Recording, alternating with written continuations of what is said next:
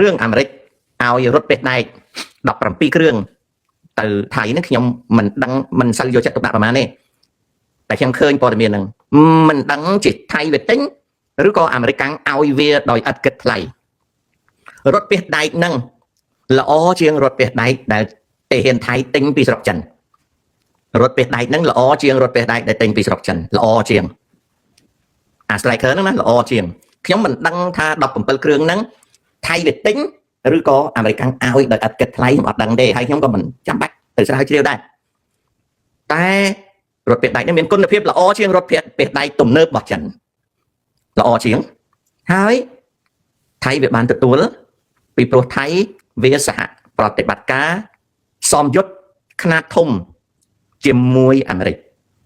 ត្រូវដឹងណាសមយុទ្ធខ្មែរយើងធ្វើសមយុទ្ធជាមួយនឹងចិនពេលចិនមកក៏ចិនឲ្យយើងមួយចំនួនចំណែកយើងធ្វើសមយុទ្ធជាមួយអាមេរិកអង្គរ Sentinel ក៏យើងបានទទួលអីខ្លះពីអាមេរិកដែរប៉ុន្តែកម្រិតនៃសមយុទ្ធយើងប្រហែលជាមិនបានរបស់ដូចថៃវាបានទេដោយសារអីដោយសារទំហំនិងប្រភេទសមយុទ្ធរបស់យើងហ៊ុនសែនគាត់ប្រឆាំងអាមេរិកអញ្ចឹងគាត់រាប់អានអាមេរិកលំសើគាត់ទៅសំបាយចិនស៊ីអញ្ចឹងនៅពេលដែលចិនធ្វើនាគមាសជាមួយខ្មែរចិនទៅទុកឲ្យតែដល់ពេលអាមេរិកធ្វើអង្គរ Sentinel ឲ្យដែរប៉ុន្តែឲ្យបរិខាផ្សេង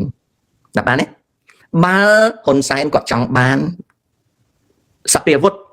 យោធោបករណ៍ដោយអាមេរិកឲ្យថៃគាត់អាចធ្វើបានដោយគ្រាន់តែហ៊ុនសែនចូលរួមក្នុងសមយុទ្ធ